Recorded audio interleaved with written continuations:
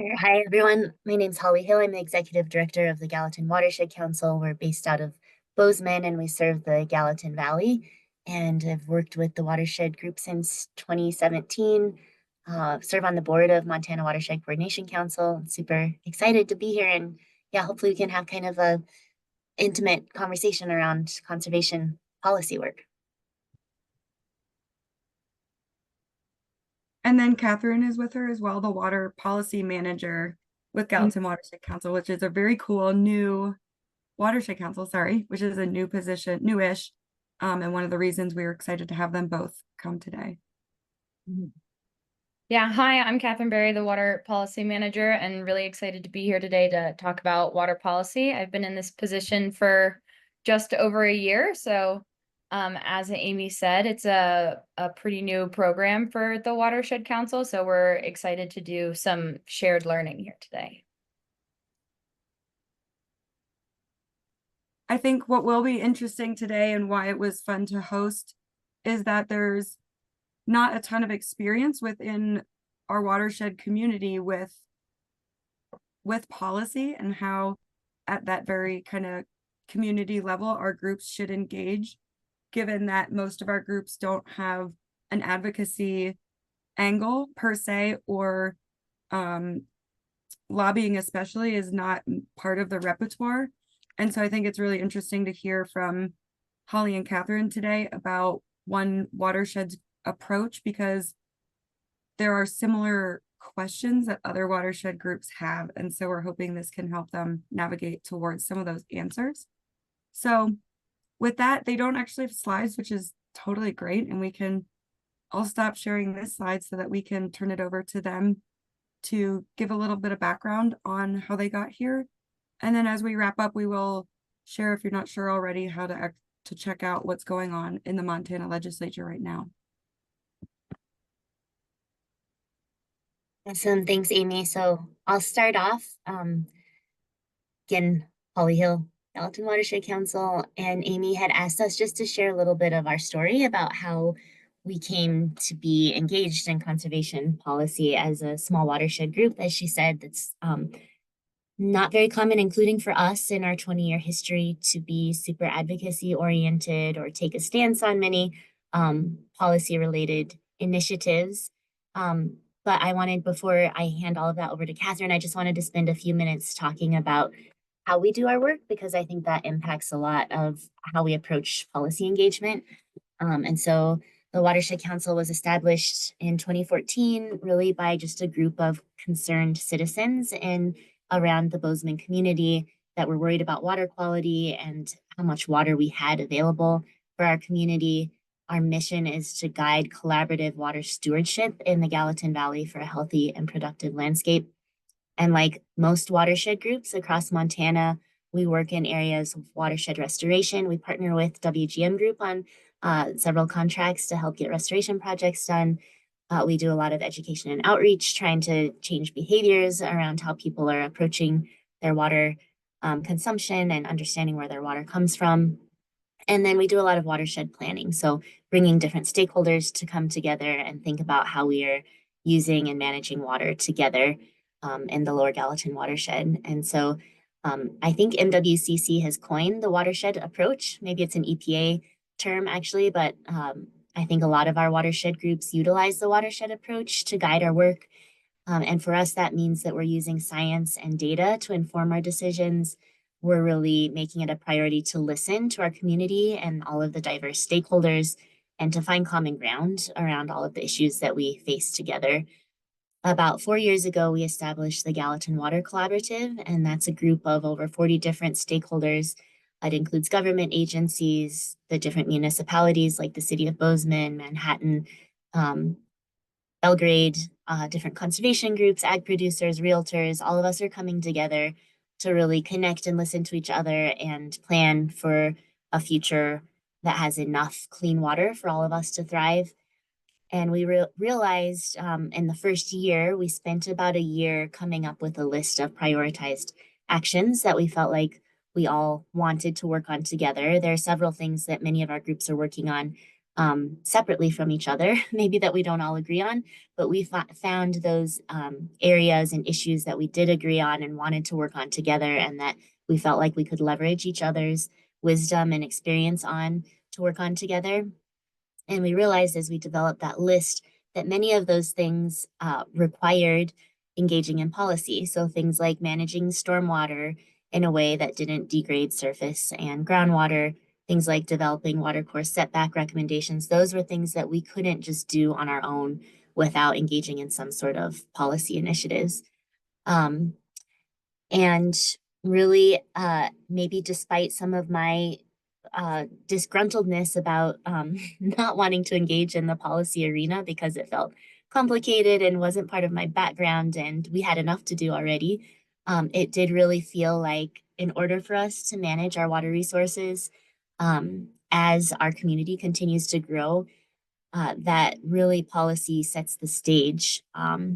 Engaging in policy sets the stage for all of the rest of our work. And it felt like we really didn't have a choice but to show up at the table and get involved in policy conversations.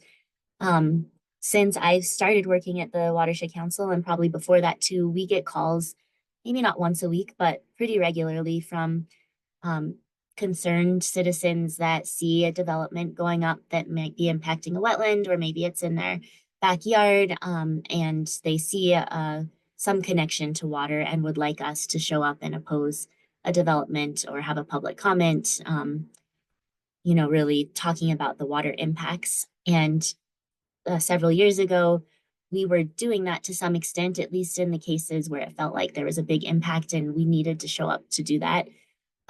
We had some discussions with our board at that time around sort of what's the criteria for when we should engage in those conversations or show up at city commission or county commission meetings. And when do we do that? How do we make sure we're not missing some of them? And I think over time, and as we evolve some of those conversations, we kind of determined three things. One of them was that, at least here in the Gallatin, we didn't have the capacity as a small watershed group to track and participate in all of the different developments that were happening in our watershed.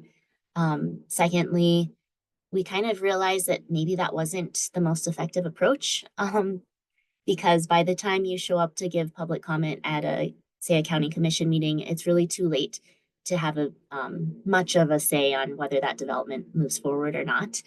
And then the third thing we realized is that we really feel like our role is elevating the understanding of the science and the data to help our decision makers make the best decisions that they can. And again, us being in that realm of not being so policy focused or advocacy focused. And so, based on these realizations that we had, again, sort of this adaptive management evolution process, we decided to begin engaging earlier in the process. So, understanding when the master planning processes were happening, when community growth policies were being updated, stormwater planning, land use mapping, sensitive lands planning, those sorts of things, and us really focusing our efforts on the planning stages ahead of any of the development review process. And we really use the priorities that I mentioned before that were identified through the Gallatin Water Collaborative, through this group of diverse stakeholders to help guide us on which plans and which initiatives made the most sense for us to engage in. Again, that became to be a lot of work for just me and, at the time, our restoration director, Lily McLean, who really excelled in diving into some of those plans and policies and understanding those. And so we put out an announcement to hire a water policy manager a little over a year ago. We've been super lucky to bring on Katherine Berry as our water policy manager. About that same time that we put out that announcement, we had a call from the Gallatin River Task Force, who services the Upper Gallatin, and we work in the Lower Gallatin, and they were really interested in thinking about a partnership where we might share some of that time of our water policy manager, because we are in the same county. We're facing a lot of the same issues. Some of the plans and policies that we're working on are shared. And so we currently have an agreement with the task force to support a quarter of Katherine's time. And that's been really helpful, again, as a small watershed group, to think about how we financially support that position. Wanted to share that in case there's other groups that might be able to think about strategic partners that they might be able to partner with to help support engaging in policy work, even if it's on a part-time basis. And then just wanted to say before I turn it over to Katherine, we're relatively new working in the policy arena. We've just had Katherine over a year, especially in the legislature. This is our first time really showing up to some of those hearings and being engaged and tracking some of the bills. And so um, we expect that there's others on this call that might have more experience than us, and definitely in the state that have been doing this longer. So we're hoping that we can brainstorm together and learn together and yeah, get ideas from all these other groups that have been kind of setting this path for us as we start to do this work in the Gallatin. So yeah, I'm going to turn it over to Katherine unless Amy, you wanted any questions from me to start out with. No, I think that's great. Why don't we keep going into what all you're working on now? And that was a really, really awesome introduction. So yeah, if everyone's all right with it, let's just hold questions. Awesome. Thanks, Holly, for the background. And yeah, I was super excited to join GWC about last January as the water policy manager. Before that, so I'm based in Bozeman, as is GWC, and I was living in Bozeman for about a year before that, but working remotely for the World Wildlife Fund on their freshwater and food transformation team. So when I got to GWC, it was, felt like a reintegration into the community, coming in at this different lens, and in this local water world, which was really exciting. And I joined at a time that was, now looking back, really thankfully pretty quiet in the policy realm. So I had a lot of time to talk with people at GWC. Holly was really helpful in giving resources and backgrounds, and so was our restoration director, Lily, who before that and is still really engaged in the policy realm and has a lot of that technical expertise in those relationships, but was getting a little bit of that background of kind of what GWC had been engaged in before at the city level and at the county level, what was coming up, and kind of getting a little bit of a grip on reading a lot of those codes and community plans and stormwater plans, and just how is water working at the city and county level, because those were our main focuses. Now, as Holly said, we've started to dip our toes into the legislator and more of that state policy, but again, fairly new to that. So yeah, in those first fewer, quieter months was doing a lot of networking and connections and just talking to people in the community. As Holly said, GWC facilitates the Water Collaborative, which is about, I think now up to 50 different stakeholder groups who are thinking about stewarding our water resources in the Gallatin. So trying to talk to people in those different groups, like thinking about agriculture and aquifer recharge and how the county thinks about things and how the city thinks about things. So yeah, those first few months of onboarding felt a little bit like drinking from the fire hose, but really exciting, and that it was learning so much about kind of everything that was going on, which was a nice time before policy pieces started really picking up at the city and county level in the Gallatin. And as Holly said, the way that we have done policy this past year really feels like this adaptive management. And also based on what Holly said, just putting up front for our policy sphere, since we have the Gallatin Water Collaborative and have a lot of these shared goals based on water quality, water availability, and resilient lands, we haven't really been taking stances on policies like we support or we oppose. We're kind of just looking at advocating for a vision of the Gallatin and stewarding our water resources and having enough water and clean water for all user groups and all beneficial uses. Also, so that we're not alienating any groups that are in the collaborative and any of those views, but really trying to listen and have that shared learning experience between groups. So as I said, we have mainly been engaging this last year in city and county policy processes. So, and using both the resources and capacity at GWC and utilizing the Gallatin Water Collaborative and all of those voices to kind of give water a seat at the table and have a lot of that representation of how people are thinking about water in different policies, plans, codes, updates, all of the good stuff like that. So maybe one example of a city process that we've engaged in is the stormwater facilities plan update in the city of Bozeman. And so they had the announcement of the stormwater facilities plan update, and someone from the stormwater division, Frank Greenhill, came to one of our monthly collaborative meetings and presented all about the stormwater division's goals of the update, what they're doing, what they're mainly focusing on. And that was great because then all collaborative members could see what they're doing and think about, okay, how does stormwater influence my user group, my beneficial use? What have I been seeing?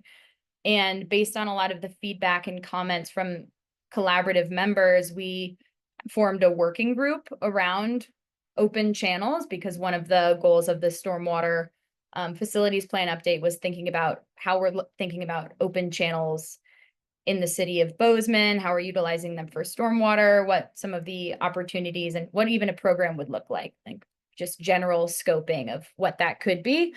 So we formed a group and it had representatives from agriculture in the city, fish, wildlife, and parks, people from the county, and who is it? The Conservation District, Gallatin Conservation District. And have formed that open channels group to provide recommendations and got together, provide recommendations if the city is to pursue an open channels program.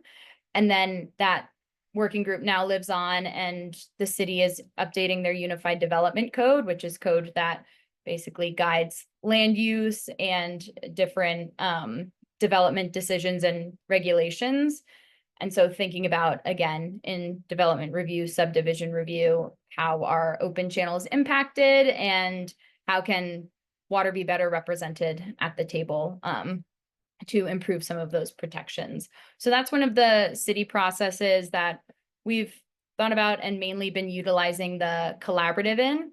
And then in the county recently, they updated their future land use map, which we also had a lot of involvement with, both as GWC and through the collaborative. So two other working groups in the collaborative are the wastewater working group and the watercourse commons working group. And the wastewater working group, so sorry, I'm getting ahead of myself. The future land use map is a map that basically is, if you're looking at the whole Gallatin, you're looking at paintbrush strokes of how are we thinking about land use. So it's not zoning, but it's like, okay, we want this part to be open space, and this is where we want a lot of our development pushed. And so thinking about how we're growing and what areas are more or less suitable for development. So we utilized our collaborative working groups to give water a seat at the table, because the county was asking questions of how are we best representing water availability and water quality in this map. So that was really great partnership with the county and utilizing all of those technical voices from the collaborative. And we were able to get two different layers into that map. One, a groundwater nitrate layer showing where there was higher nitrate concentrations, and that came with some recommendations that, these areas have high nitrate concentrations. So maybe think about not putting individual septics there, or incentivizing community septics, those kinds of things. And then our watercourse commons layer are these watercourse buffers, these minimum watercourse buffers around different sized rivers or streams, so that they have their chance to move and flood, and we can protect the riparian vegetation within those buffers. So those processes were some of our the larger, I think, opportunities where we had a lot of capacity at those times. And as the year has gone on, there have been a lot more opportunities for policy engagement at both the city and county level. And we've been starting to engage at the legislative level. So have started to prioritize our engagement and our level of engagement, just based on capacity and what we are best suited for and what the collaborative is best suited for. So yeah, like with the future land use map, we were really doing a lot of different types of communication and outreach and comment letters and public comment and working with collaborative working groups. And then right now the county is updating their health code. So we have mainly just for that process not done the same level of involvement, but still been letting people know when these opportunities of public engagement are, what kind of technical, alerting those with the technical expertise who might be able to help comment and give water a seat at the table there. So I guess getting into communications and how we've been communicating about policy at GWC. At first it was mainly newsletters and blogs. We have an On Our Radar section that lives in the newsletter, so we can always let people know about, what policy updates are going on at the city and county and legislation at the state level. And over the year that has evolved. And I think it's pretty dependent on, again, the policy and our level of engagement and our capacity, but we've also done, started out, with public comment letters and blogs and forming those, either utilizing existing working groups or forming working groups and having those kinds of collaborative meetings where we're talking about these policies and trying to share knowledge about it. We've also, since in the last few months, created a policy website page so we can start pointing people to resources that we have created or public comment that we have written in, and just ways of thinking about how water is showing up and touching these different codes, plans, how we can best represent that. And then we're always trying to think about new and innovative and fun ways to talk about policy and make policy feel more approachable. We have the collaborative, and those are such amazing members of people who have this background in water and are kind of ready and geared to go. And water is so integral to everybody's life everywhere, but I think especially in the Gallatin, with our recreation and economy, agriculture, all of these things are so dependent on water, and it touches everyone. So wanting people to feel empowered and excited to engage at both the city and county level. So the other month we did a water policy and pints night at one of our local breweries, which was really fun and had a great turnout. And then for the future land use map, we were thinking about some kind of wacky ways to engage, like putting a QR code for surveys on a t-shirt or putting up different flyers around town. Yeah, and just kind of trying to get the word out there about a lot of these things that people can engage with pretty easily, but something about policy feels so othered. So I think now that, yeah, we've kind of gotten a little bit more of this grounding, are excited to think about broadening and engaging people. So that's what I have kind of about how we got here. And then the next piece that I have is about getting into the legislative processes that we've kind of taken up, but didn't know if you wanted still to save questions towards the end, or yeah, save questions towards the end. Okay, awesome. So as Holly said, this is our first session and my first session as well. And we kind of started thinking about engagement in the 2025 legislative session sometime maybe in the summer. The Department of Natural Resources for the last basically 4 years has convened a comprehensive has convened a stakeholder group called the Comprehensive Water Review, where they have been rethinking and reimagining water administration and management in Montana to meet current and future needs. So that stakeholder group met monthly and talked about a lot of different issues. And for this coming session, their two main issues were final decree transition. So what's happening once final decrees are issued? What are those processes? What does the water court look like? And then planning growth and exempt wells. And so I started attending those meetings as a member of the public in the summer, just to hear what this conversation was going on at the state level, thinking about how that will impact the Gallatin, especially with the exempt wells. That's a big bill that has not come out yet, but we are expecting soon and will greatly influence where you can get an exempt well and how easy that is. And so started attending some of those meetings just to kind of put a feeler out and start to think about, you know, how is state policy impacting policy at Gallatin County and City of Bozeman, and yeah, just at those different levels. And we also hired a consultant, Erin Ferris Olson, and she was really helpful and great in helping to ground me in the session, what to expect, what happens, helping to connect me with her network and relevant people, and thinking about, you know, as a watershed group, how can we engage? What are we best fit for? Do we need a lobbyist? Are we good without a lobbyist? You know, this being the first session, what are those tools in our tool belt that we can use? And so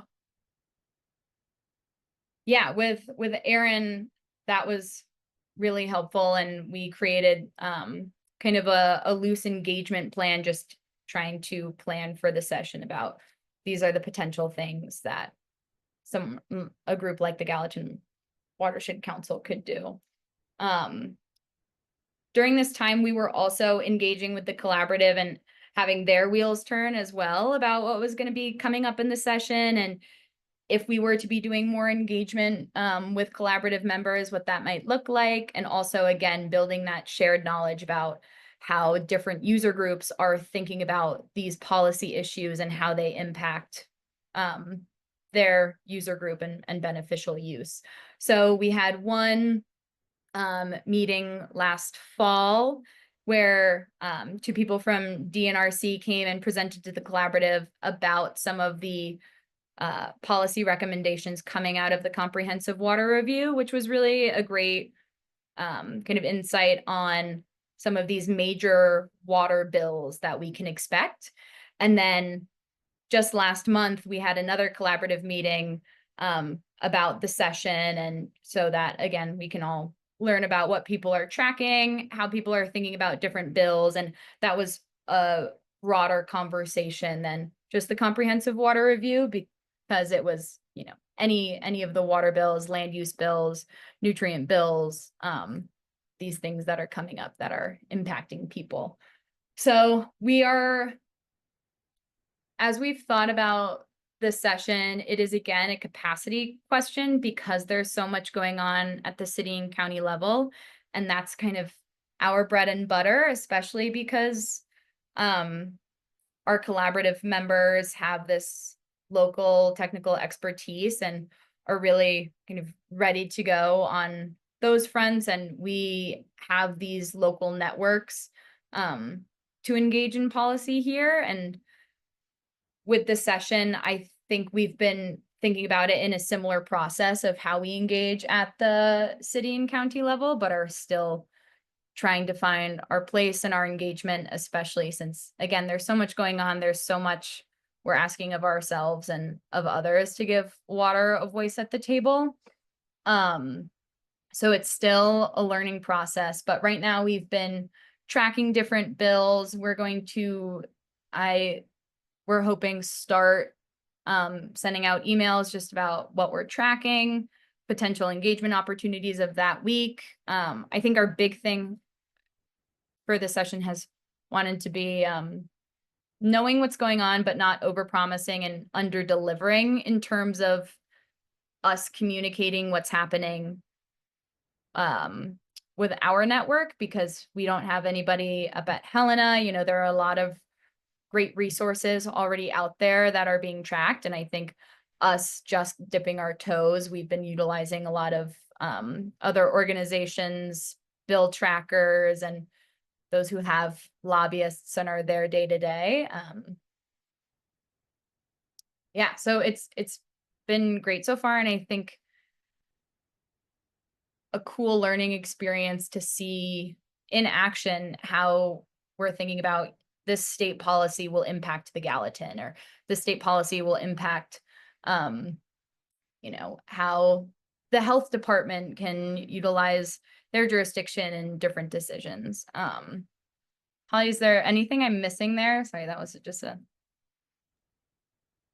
brain I dump. don't think so. I think maybe that's just, yeah, like a lesson learned is how critical, I think for us anyway, looking back, I think the importance of, we keep talking about the collaborative, and I think the importance of that, because us going to the state alone, I think would be much less impactful and powerful than being able to bring with us all these other voices that we can represent. And so I think really focusing in on developing that, the connections and that understanding at a local level before we go and try to communicate that at a state level has seemed really key for us.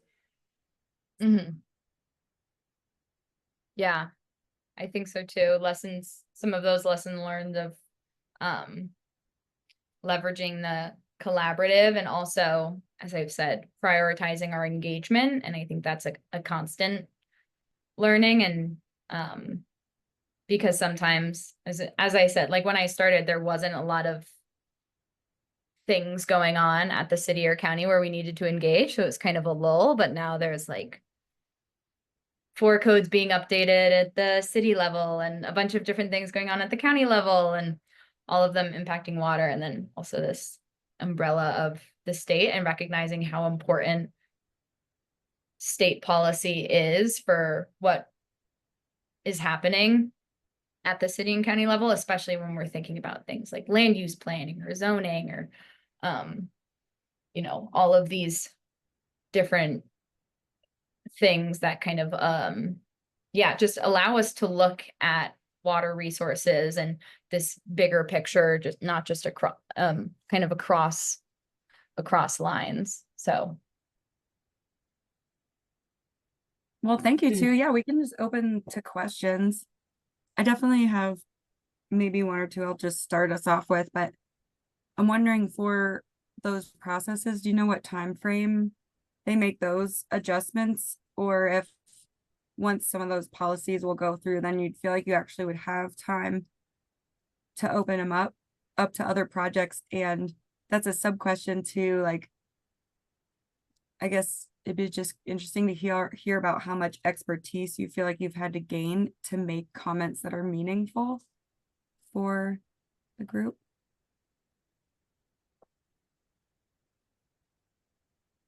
I think for like making public comments about some kind of policy, is that what you're talking about?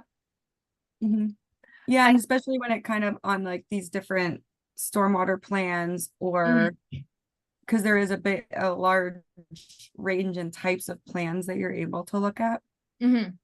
Yeah, I think again, those first few months were really important to kind of get this base knowledge about what the different systems are, and you know, reading those kinds of plans and getting that base background, but also recognizing that I will never be the expert in the room on stormwater. But again, the collaborative is such an important group for bringing these voices together, and there's lots of technical expertise and personal stories, and kind of listening to those, gathering those, seeing the opportunity, and kind of blending that. And you know, a lot of these public comments are much more powerful when we're writing them as a group. We usually do that, or try and do that, from the working group level. That's just a little bit easier to, you know, target that technical expertise and these people who have that great knowledge of something like stormwater or wastewater.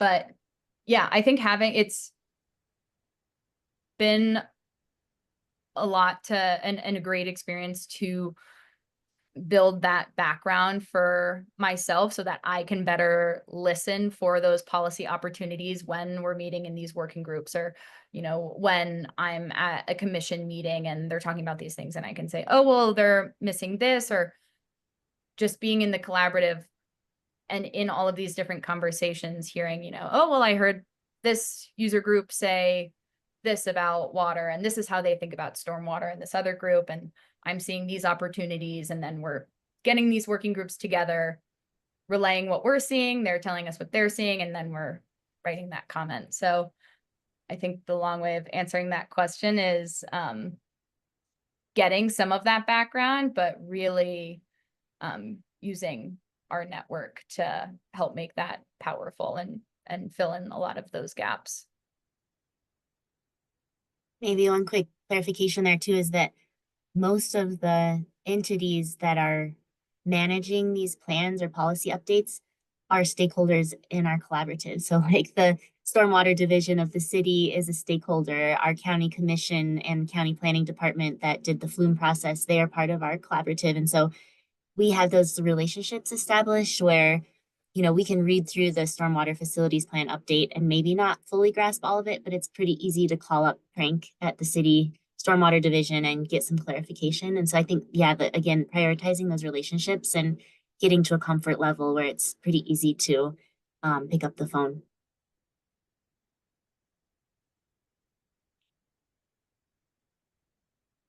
Yeah, I'd love to hear from others on the call too, just maybe even your interaction with policy.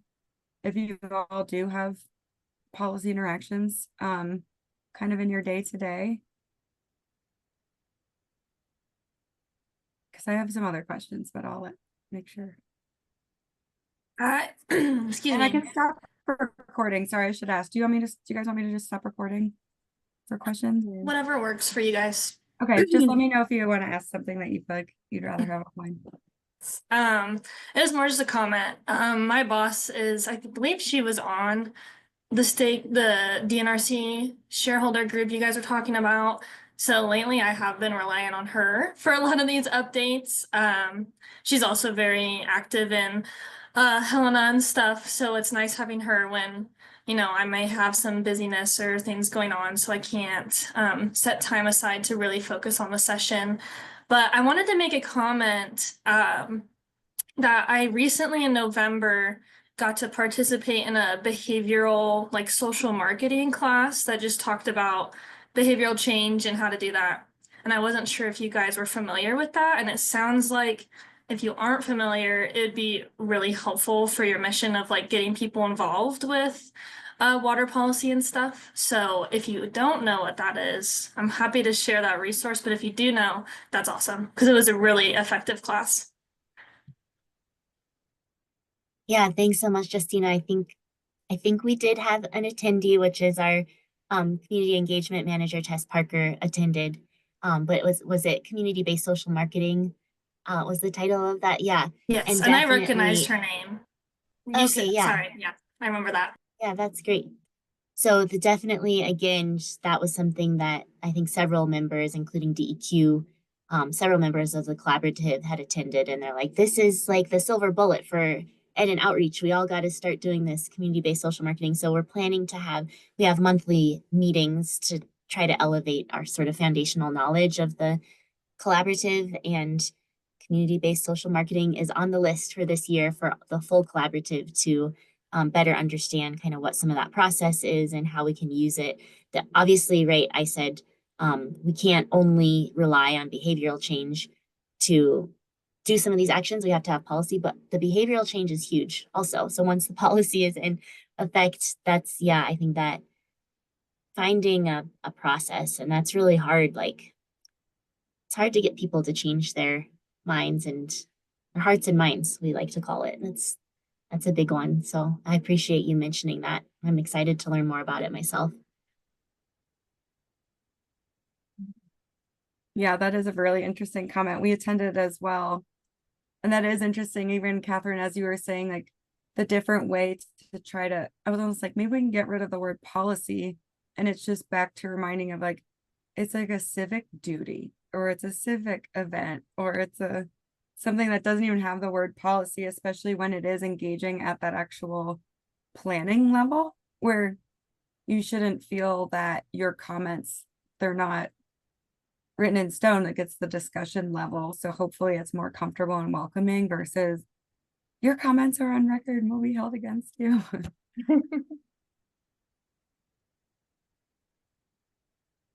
I'd be curious on what policies you guys are hoping to maybe tackle, because you talk a lot about the land use.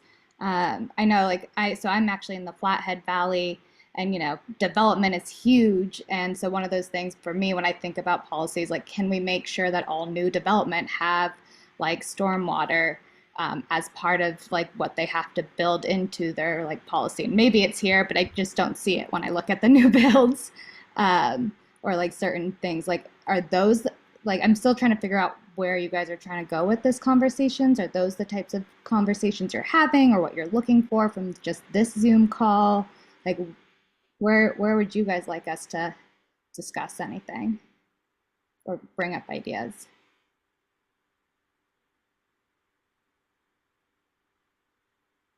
Yeah, so great question, Caitlin. I think that at the state level, there are a few bills that we're anticipating that we'll be tracking pretty closely that have not yet been released yet. And Catherine, correct me if I'm wrong, as of the last time I understood that. And so I think some of that sort of planning and exempt well, some of the stuff that's coming through DNRC with the comprehensive water review will definitely relate to development and growth, and something that I'd imagine you guys would also want to be paying pretty close attention to. I think that there's some bills we're anticipating around nutrients that we also want to be paying pretty close attention to. Catherine, they'll like continue. I'm probably misstating things. No, yeah, Those are we've the two heard big ones. rumors that there are going to be bills around nutrient standards. Haven't seen anything yet. We're anticipating exempt well bills, one from DNRC, and we're thinking one from a different entity. But so tracking those, I think a couple of, I guess first a clarification, are you talking about land use bills at the state, or just how we're engaging in those kinds of policies at the county and city level? I would just be curious on what you guys have found interesting or want to make public comments on and push forward, I guess, or like what are things that you've seen? Yeah, I think there are a lot of bills out there that are really interesting and have some will definitely have an impact in the Gallatin, and I guess just some of the bills that came up when we were chatting when we had our collaborative meeting the other month.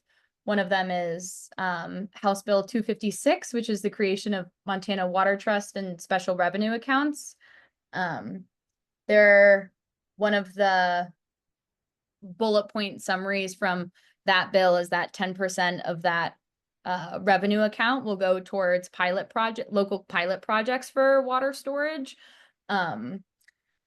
And let's see, I'm looking at the bill tracker. Some other ones that have come up recently, and I think that will impact land use planning. As you were mentioning, one of them is Senate Bill 146, which is the creation of the Private Property Protection Act. And that will basically limit the government's ability to restrict private property use.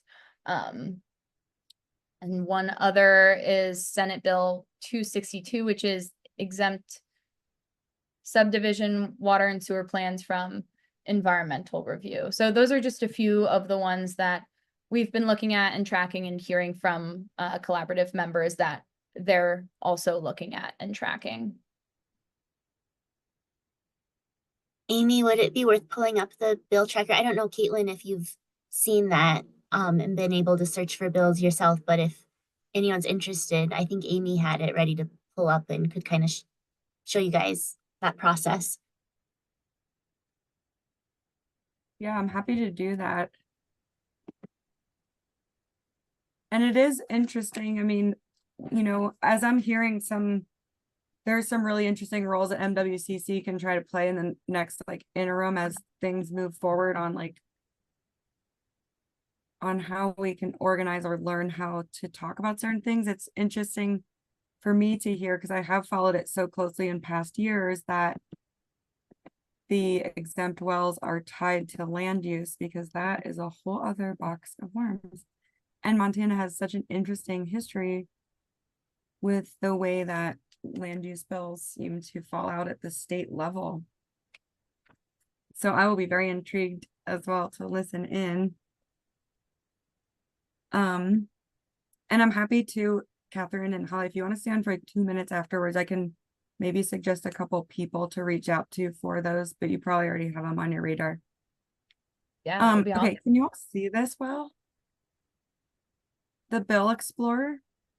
If you guys haven't seen, I'll show here my screen on the home page, which has this nice big picture, but bills are up here on the upper left-hand corner. So you just need to go into the Bill Explorer itself to get all of the different bills. And they always just do the House bills first. It's basically 6 types of bills. You can end up seeing the House bills first. And it's just based on which body actually introduced the bills. And then you'll come down, and usually at the end of the House bills are, keep going. Oh, see, the last one used to scroll forever and ever. You get the House resolutions. I know sometimes often resolutions get called like a letter to Santa Claus or something, because they are sort of more of statements than actual legislation, but they can be really nice ways for groups to start participating. I'm actually just going to search that so that you can see, use the filters. So here you can search by chamber again to see like which group actually introduced them. I think one thing also that's fascinating about getting into the legislative process, right, is it just takes so many steps for a bill to become a law. It does take forever. So you can really see, you can go all the way. Do you guys have a House bill number you were mentioning? They were both Senate bills, weren't they? There was one House Bill 256, creation of Montana Water Trust. And yeah. Which is so interesting. That's an interesting bill. And you know, by the end of a session, you can end up with thousands of bills, because each legislator is allowed to put in, I think, quite a number of bill drafts. And a lot of them just go in with bill drafts and then get a title afterwards. So you can come in and see the sponsor and then actually get the bill text, which of course is very important. And it's important to check back on repeatedly, because anytime there's a hearing or anything, someone could amend the bill. So it is good to just keep track of that. I won't go into too much more detail, but I mean, we could have another webinar maybe down the road on how to use this as you guys engage in future sessions and things like that. It is pretty fascinating then just checking the status. So where is it actually? And like you said, so it had a hearing on Monday. And then they'll actually, this is one thing I haven't followed, but usually within this status tracker in this media column, you can actually click in once the hearing has happened and listen to the recording. So I will stop sharing on that. But I did just want to show, if you're interested in participating, the way to get in to participate is actually all the way at the bottom of the home screen, where you can go in and send a comment to a whole committee or try to sign up for a bill. But that is kind of another whole conversation. But I'm excited for groups to get involved, and partly it is, Caitlin, it's so interesting how land use development is different around the state.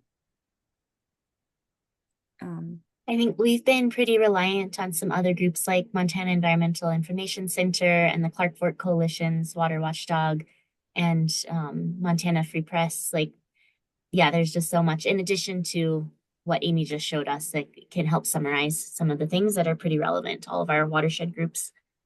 Did I miss any major resources, Catherine, that you like to utilize? No, I think yeah, Montana Environmental Information Center has a lot of those updates. I'll share one of their pages right now. They have a weekly legislative update, and their first legislative update from January 9th kind of walks through what the process of a bill moving through the legislature is, and also goes over how to use some of the new bill trackers. So that's a good resource if you're wanting to get more into that nitty gritty and see and reference some of the things that Amy just went through, and where to find participation, and how to kind of look things up or make your own login and be able to track those. Thanks for all. Right, did you want guys' to hard- chime in at all too? Oh, sorry. Oh, I was just saying thanks for all of your guys' hard work keeping our waters clean. So thanks. Yeah, thanks for coming, and thanks for the questions, and feel free. I think Amy will be sharing our contact. Yep, we will definitely. So. Sorry, I had one bill I was just wondering about, if you guys are also in touch with it, familiar with it, was LC 1858, is the revised Montana Lakeshore laws. It's another one that's out there, and I know we've been working with it up here in the Flathead a lot because we have a lot of lakes that need extra protection from development and everything else. So that's one that's kind of on our watch list. We've done a lot of work to increase some of those like buffer zones and whatnot for development and whatnot. So Yeah, awesome. I know I've heard of the that lakefront law. Could you remind me what the bill number is, or if they have it? it's 18 LC number 1858, and it's the revised Montana Lakeshore laws. Awesome. So they're proposing like larger fines for people that we've had several problems with, people willing to pay the fine to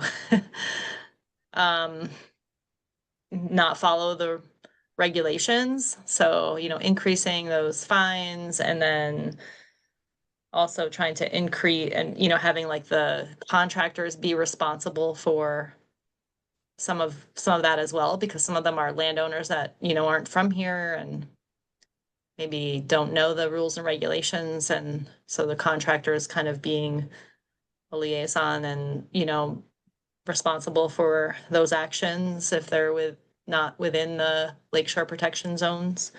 And then also, and trying to increase that buffer zone. Interesting. And I know we're at time, but I guess quickly, Dre, have you and your organization engaged in this bill, or engaged your network and written public comment, or participated at all, or, as this is something that is of importance to you and your organization and your mission, how have you guys kind of gone about that? Yeah, so our executive director here he pretty much wrote a lot of the revisions to this, because we did have several lakeshore violations that the community was pretty upset about. So he's been instrumental in kind of drafting that. And our local Dave Fern is, I think, bringing it as one of his bills to the committee.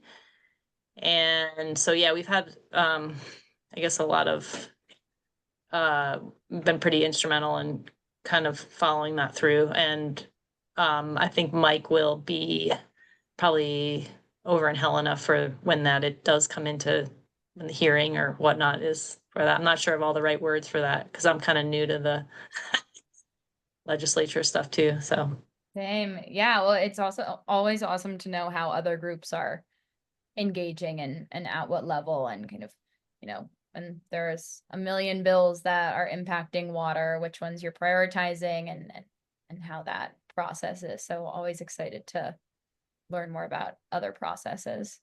Yeah. I'll add for both of you then as well. We, as you all know, we haven't taken a lot of positions on things, especially when there is a bill number attached to them. But we do have a small section in our Watershed news that go out that show when public comment is open.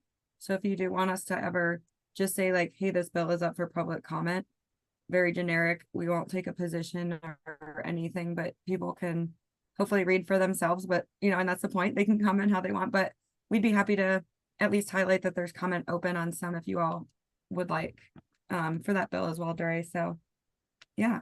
Thanks. I'll remember that. Yeah.